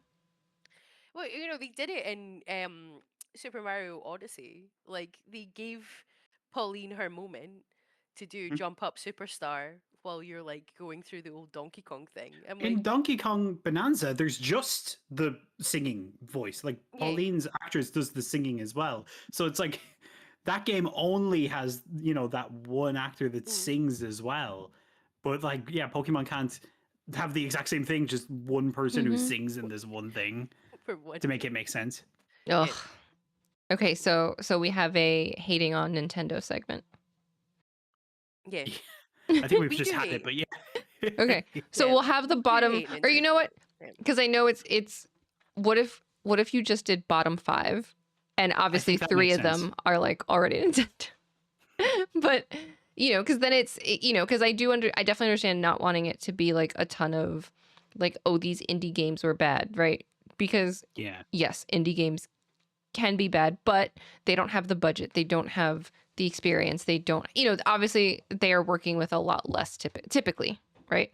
Because for every now Team Cherry or Supergiant, you have 50 other like tiny studios that are like somewhere between 1 and 5 people, right? So obviously it's a little, it's harder to keep the same, I don't want to say the same standards, but it does feel like, oh, I'm bashing on them because they're small or whatever. But I think there are definitely some that could be called out for their nonsense. Some games, not indie studios, but games that could be called out for nonsense and what maybe should have been really good that was then not so good. I I think mean, maybe we could. instead of a sorry. No, continue. I just think maybe instead of a bottom 5, it could just be a category like slimiest game of the year or something Slimiest like game. that. Or stinkiest game of the Mhm. year. I don't know. Hey, So yeah. we are thinking about stuff that came out this year and just like them being bad, but also in terms of like dev behavior. Like just when it comes to being bad, and you're talking about a massive like media conglomerate, you have Mhm. Tales of the Shire, Yeah. like that loads of people were excited about and was just bad, and you have the whole like Lord of the Rings Mhm. like universe to draw on. Like it is not cheap to have that license. Yeah. And it was just dog shit from what I've They already seen. had Gollum as well. Yeah, Mm. just bad. Just being bad at making games. I don't think Netflix is going to be any better, but um and We'll then just see. Yeah. thinking about other ones where it's like the almost like the hubris of man, Mhm. but you have like Mind's Eye, which is the guy who used Oh to my work for god. Rockstar, I forgot being about like, that. oh, I, and I mean, realistically, it seemed like half of it was a bit of a front for some sort of crypto scheme. Like it's hard to say. Like, and also Splitgate 2, with the guy coming out being like, "Oh, make FPS great again," and then being like, "Oh, I didn't realize that." He's like, "Oh yeah, make FPS great again. We're doing all this da da da da." Like just trying his hardest to be a 2010 edge lord, and it's like, how we're going to do this, we're adding a battle royale, and it's like, oh. Mhm. Yeah. Like, You re- game so bad you had to put it back into a beta, like Yeah. god damn. That's Like rough. I feel like I'm happy to take pot shots at this man. Like I know that the developers of Splitgate are not a massive AAA company and stuff, but that man specifically should be humbled. yeah, the Splitgate devs do actually have some big like investor funding, so I think it's okay to Yeah. believe it. Yeah. Mhm. Yeah. Every Yeah. time that gets delayed, I ask the question like, are FPS games great again? Has it happened yet? Yeah. No. You draining the swamp of FPS games. Yeah. Battlefield out here just like doing the most multiplayer wise. And everyone's like, Hmm. oh, actually, it's like, do you know what was good? Just having a really fun multiplayer campaign Yeah. and not immediately going straight into Battle Royale. What a Mhm. wank that man was. Like he just genuinely like just Wankest game of the year. This Oh my sounds god. like a good yeah, category. Oh my god, and there's Splitgate already a 2. sound alert on the Discord that you could use for that. Yeah, We've yeah, already got it. yep. There you Someone should have said that to the main guy in Splitgate 2. It's go. like especially the whole premise of the first one not it's just they just smush together Halo and Portal, which Yeah. does sound fun, but it's In like, theory, oh, yeah. you've taken like assets from other games to make your game that lots of people enjoy, and I don't mind that at all, especially when it's like little indie things. Like mods Mhm. being made into full games are always fun. think about stuff Yeah. like the Forgotten City and stuff. But Forgotten City's a banger. mm, but then to then shut down the game that your fan base enjoyed to be like, oh, make FPS great again. Here's a battle royale. Fuck off, bro. Like, genuinely, go whatever hole you crawled out of, go back to Just it. go No back. one wants you here. Like, Yeah. No, yeah, No, I think that's fair. yeah, I think that as a category, yeah, if that's the core of it, that it's like kind of calling out kind of the big kind of missed potential of the year or the big blunder of the year, then I think that makes sense as a category maybe in the first. But I mean, there's a lot of categories as well. I'm hoping that we can manage all of that in one um episode, I guess, in one part, Hmm. because yeah, there's a lot, and I feel like it might be a long discussion, but I think that in there would make sense. Or we can even have it as part of the game of the year discussion at the end. Just be like, okay, we've been nice and cheery and positive about this. Let's get a little negative now. Maybe at that point we're all cranky, anyways. yeah. I mean, I think that's fair. Um, but I think it'll be fun. I think it'll be fun to hear from lots of different people and like lots of different opinions. And again, I think games that don't always get the spotlight in different ways, right? So I think that alone is something that people will want to hear, right? I think especially with the way this year has been, well, yes, there have been some AAA and big games that have come out that people were looking forward to. I think there were also a lot of smaller games and like smaller things that popped up. Obviously there's Peak that popped up in like the multiplayer space that like I don't think anybody would have thought about something like that. Even earlier in the year, Blueprints came out, and like that kind of felt like it came out of, you know, nowhere. And I'm trying to think of the ones that aren't just like the Expedition 33, because like whatever, that's already gotten plenty of flowers. But so there are games like that I think it will be really cool for the larger team, because I think there'll be people that aren't always on like the different podcasts, right? And I know Harry talked about a little bit on the news podcast how like the GSC team had like a YouTube meeting and what we're gonna do with the channel and different things, so that there'll be other perspectives. But I think having like a game of the year or award show or whatever the official term ends up being, to then highlight some of those different things and different perspectives, I think will be a lot of fun. Because what I think also really helps GSE stick out is that there are a lot of different perspectives. There are a lot of different gamers, right? And not just the people that write for the site, but also in the Discord. So there is this wide net of games that are being played and being talked about, right?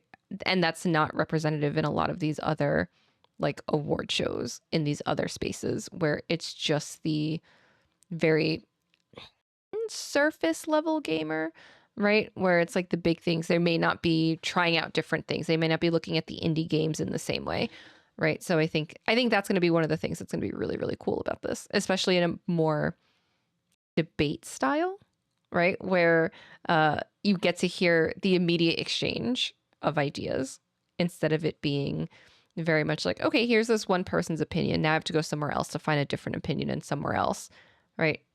That conversationalist attitude, I think, would be really cool.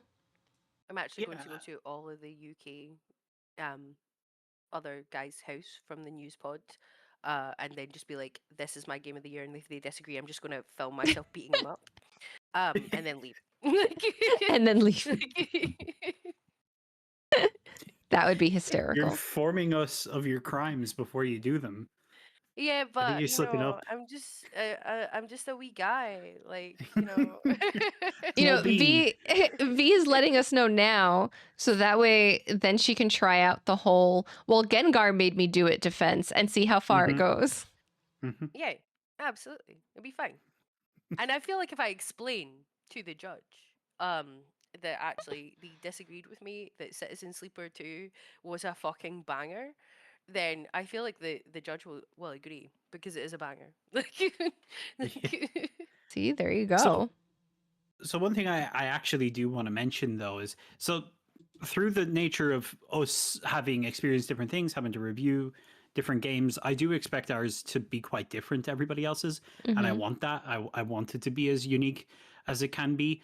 I do also hope that if we put out there specific games we think other people should play before it, that that's something that we can kind of rally around. I know that there's not too long now until we do it, but I think that there's like specifically for the sleeper hit of the year category, there's like some Mm-hmm. ideas for smaller games that's like if I've played this and I can get somebody else to play it, then maybe it can help build a case a little bit for it.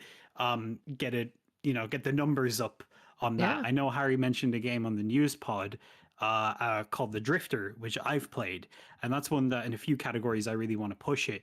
So I'm hoping that like by the time we actually do it, Mm-hmm. Harry will be on my side to talk about it, but then we can get somebody else to rally the troops, to support this game What are you talking about? because I'm I think gonna that'll help. beaten Harry up. He's not even gonna be there.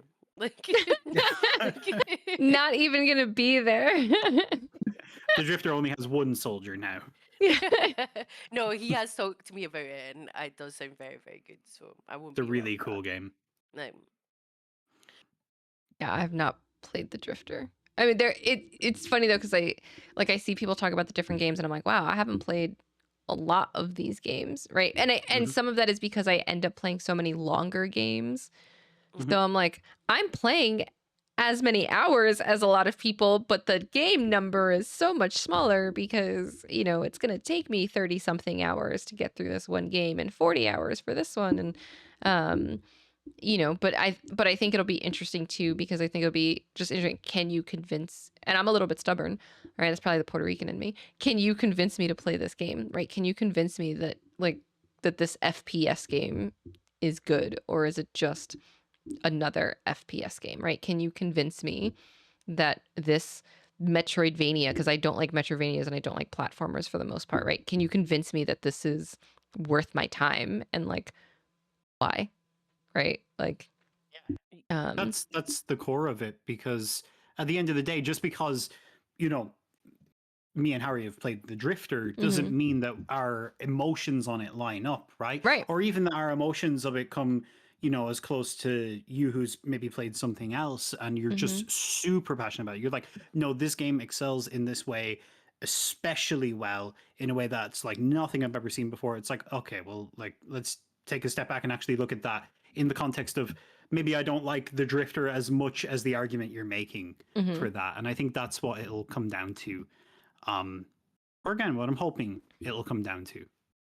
Yeah, We just should all play Citizen Sleeper too. The fact that no one's played it makes me very sad. It's my game of the year. I mean, it is amazing. Well, there you go. I'll That's a look into strong it. case for that Hmm. game. Yeah. It made me cry like a small child. Whilst I was playing it, it is phenomenal. It is a case towards video games being considered art.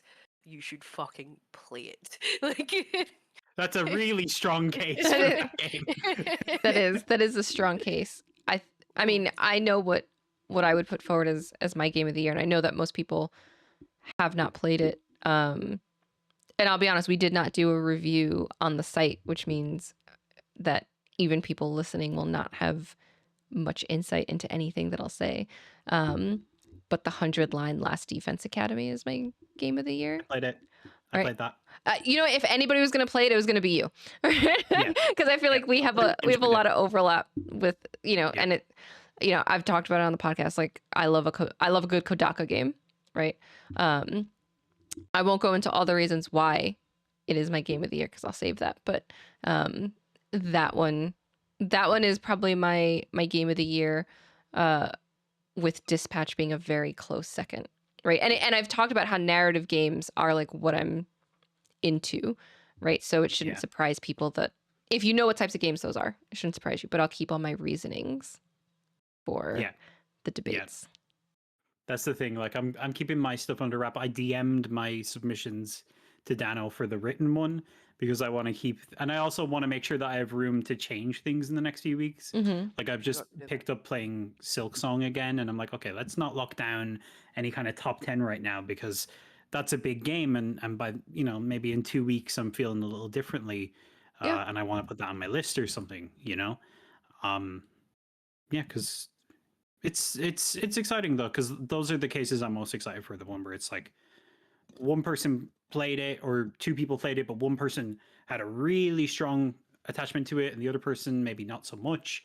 You Mm-hmm. know, I think that that's going to be exciting, and where I think the smaller stuff is going to get pushed a lot harder. Yeah. Yep, 100%. 100%. absolutely. And I'm excited for that. Yeah. I'm excited to try and convince you all to play Citizen Sleeper 2. It is a Maybe I narrative will game. have by then. You'll enjoy it. It's so good. It's so good. Do I I need to did play the buy first one? You don't have to play the first one. You should play the first one though, because it also made me cry like a fucking child, and it was phenomenal. Like, I played through all 3 of the endings in like one day. I just didn't go to bed. I just like Hmm. sank like 20 hours into it in one sitting because I was like, God fucking damn it, this is a game. Mm-hmm.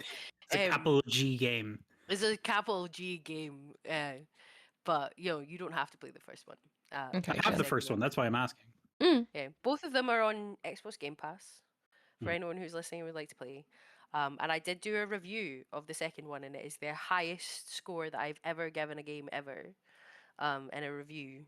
Um, and I second guess the score of it every day purely for the fact that I should have given it a slightly higher score.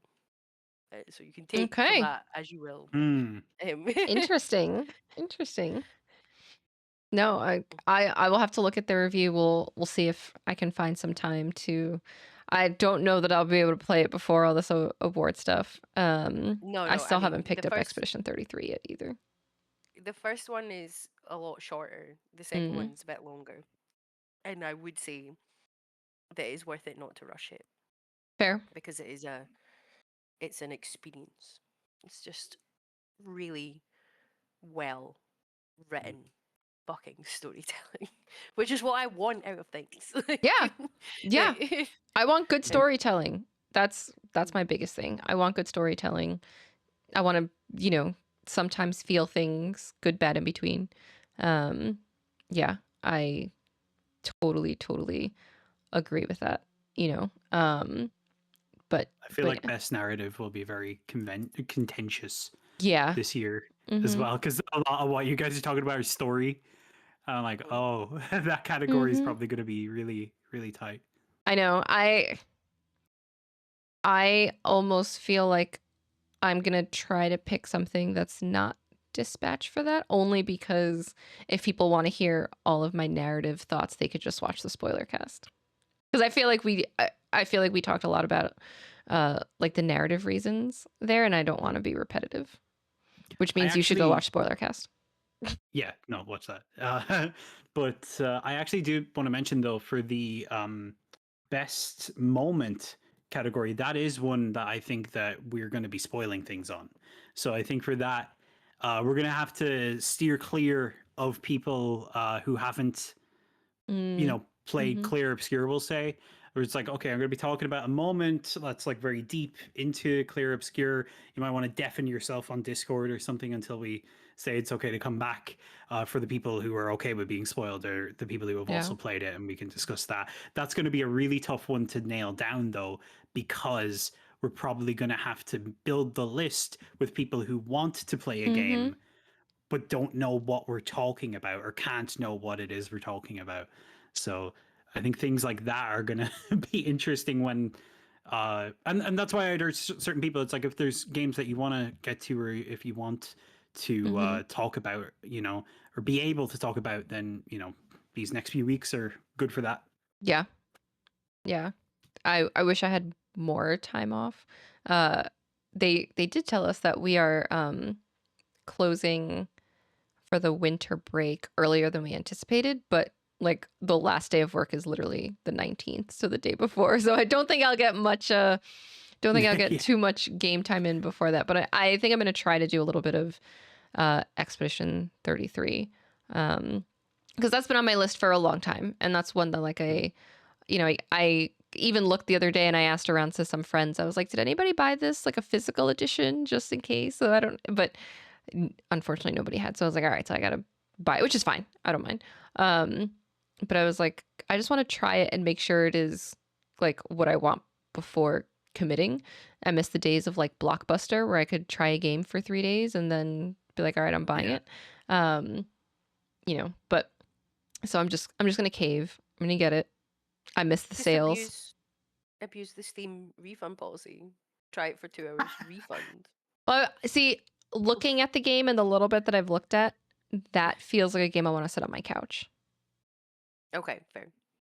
And I'm not gonna buy a PlayStation Steam Plus has box. PlayStation Plus has like a good thing where if you're part of the top tier, it lets you try certain games for like 2 hours or more sometimes. But Is I that to don't think make up they're for the obscure. fact that PlayStation has the worst fucking refund policy anyone's ever seen in their life? Hey, I mean Probably. they gave refunds for Mind's Eye. They did. And the last time they did that was for Cyberpunk. Unless your game is fucking fundamentally broken. The thing is, like, Xbox will give you a refund if you've downloaded it and maybe played a little bit of it. Mm-hmm. They're not as good as Steam. And Steam's just like, oh, 2 hours, no questions asked, which is Yeah. why people do those YouTube videos where it's like, can I get all the achievements in this game In and then 2 Steam will hours. give me a refund? Like, but PlayStation, if you download it onto your console, you're no longer eligible for a refund. Yeah. So it's just like you could buy it at auto downloads and then you find Yeah. out online that it's fundamentally fucking broken and they're like, nah, I downloaded it, bro. Like Yeah. you're done. Interesting. I'm like, which is so fucked. Like To Yeah. be fair, I think Nintendo's doesn't even count the download because I did try to get a refund for a game off there once, and they just were not hearing me Yeah. out. It was all the canned responses. It's just like, no, fuck off, no, fuck off, no, fuck off. Yeah. No. That's like that's a whole different topic. And I know we're running a little bit Yeah. long. So one thing that I want to introduce before we officially wrap up is it is award season in the gaming universe. And Girl Pod is going to be no different. So we are going to do the Girl Pod Awards. These are going to be completely fun, completely unserious. much like GirlPod. Much like Girl Pod, it's going to match the vibe. And the other thing that's going to be a little bit different about this is that if you are still listening, if you are still watching, look in the description below because you, as the viewers, will have the opportunity to vote on the categories that we have put forward. So you can vote on Gooner Game of the Year, the game of 2025 that's going to most likely make you a furry. Pick your top 3 fantasy guests that we've talked about. Our real guest, who is your favorite real guest? What are some of the hot topics that we've read? I saw a little point. No, I would never manipulate the vote. I saw that. What was our best costume from our Halloween episodes, right? So V's best, my best, Brit's best. Recurring segment, because sometimes we stick with recurring segments. Who had the best taste in drinks? And then, of course, let us know if you want what you want to see from Girl Pod in 2026. We'll get dressed up and we'll do the things, and that's going to be our award show. This is totally unprofessional, but I have to step away for 2 seconds. Okay. So just keep chatting, or I'll just edit it out. Hold on. I didn't hear Horse Girl of the Year in that lineup. No, I So- feel like Horse Girl Game will be part of one of the categories. So, whether or not you are a Horse Girl enjoyer, you can vote for more Horse Girl content as part of the Girl Pod Game of the Year Awards. The Girl Pod of the Year Awards, as they were. Yeah. Mhm. You Mm, could. so I we did put Horse Girl Game as a potential Gooner game. Have you seen the say. new Horse Girl in the Horse Girl game? The one with the bat. The one that calls herself Mummy. Oh, Yeah. Yeah, I've seen. Oh, there's. I'm just saying. They got every kind of fetish in that game now, don't they? Yeah, absolutely. Unless you're really not into horse girls, then you're probably going to want to play something else. Then you're probably gonna want to play something else, literally. Also, you can bring that to the other Game of the Year stuff if you want. I can't argue to how successful you'll be, but you're free to bring it for any of the categories. No, it really only falls into Gooner Game of the Year. I think. Yeah, And I can't think of. It's not getting my vote for Gooner Game of the Year.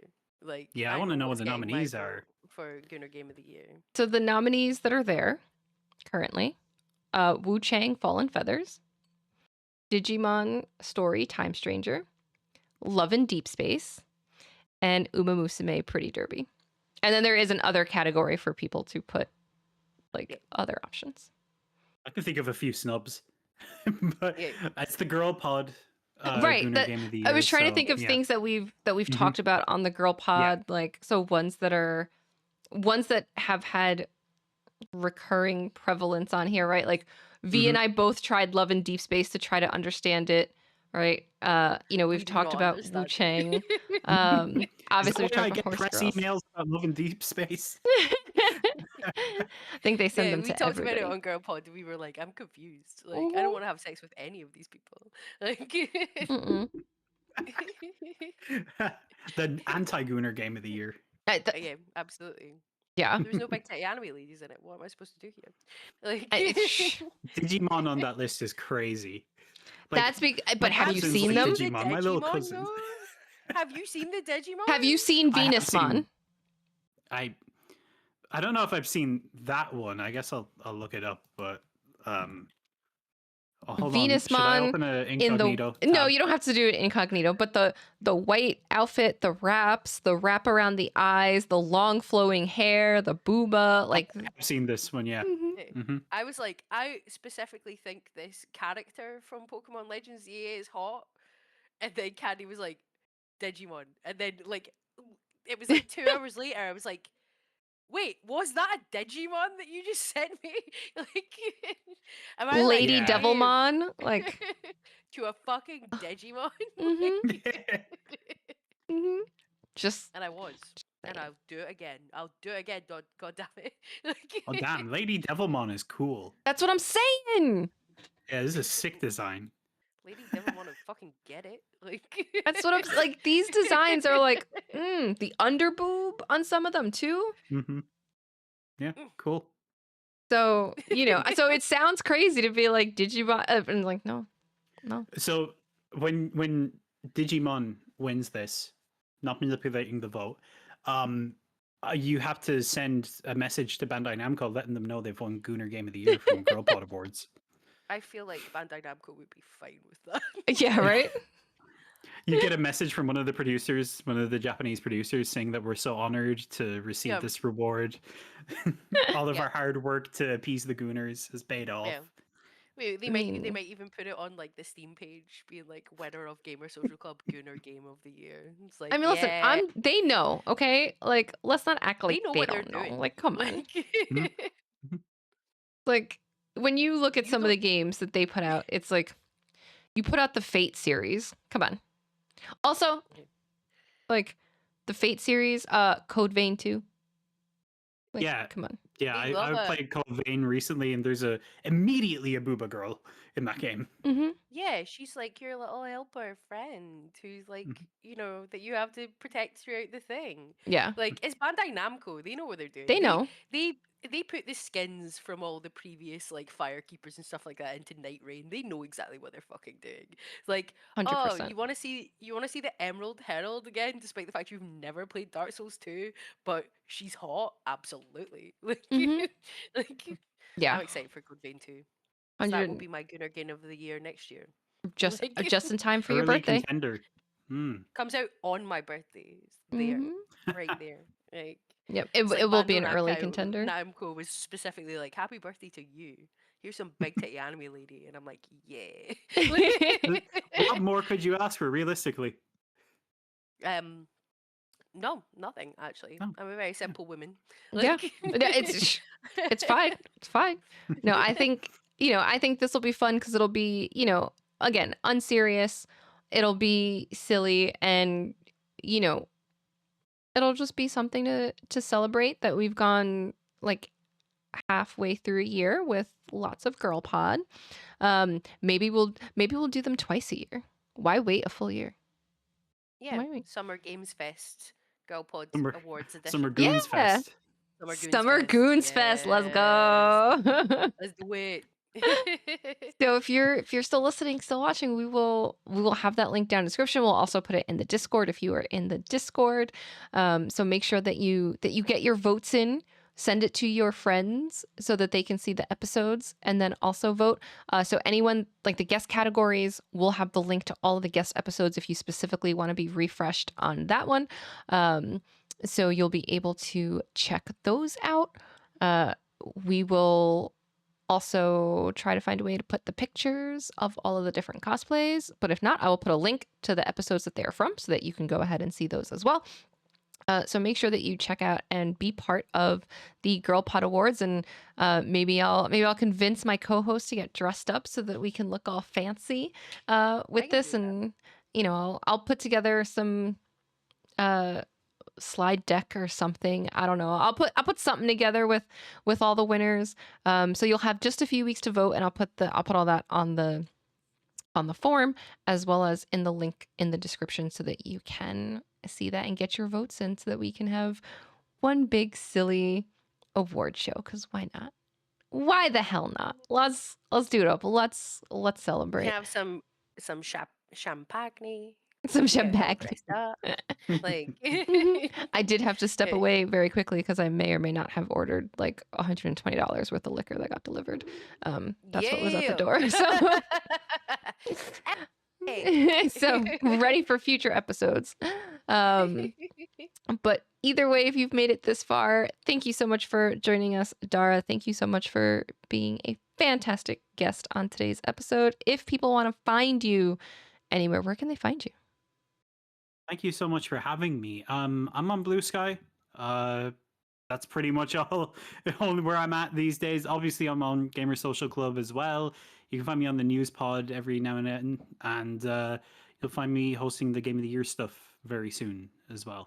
Yeah, and don't forget to check out the spoiler cast with Dara. That was also one of Dara's brainchild. I don't know. Lots of fantastic editing with Dara. There will be more.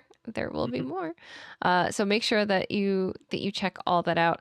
And speaking of the news podcast, you can also check out The Boys and V on there. Each week, you'll see a rotating cast of characters from Europe, since everyone has agreed that I can say from Europe, and occasionally phrases on, and then you get a little Australia representation. So you can check them out over there if you follow the channel. Check out the articles, news, reviews, guides, editorials over on gamersocialclub.ca. And if you need more gamers to chat with or want to join some community nights, we have a Dead by Daylight one coming up in a couple weeks. Join the Discord. Come and hang out. Come play games. We do things there. We hang out. We stream games we're playing as long as it's not under embargo. So hang out with the cool kids. We're doing some community game night giveaways because it's December.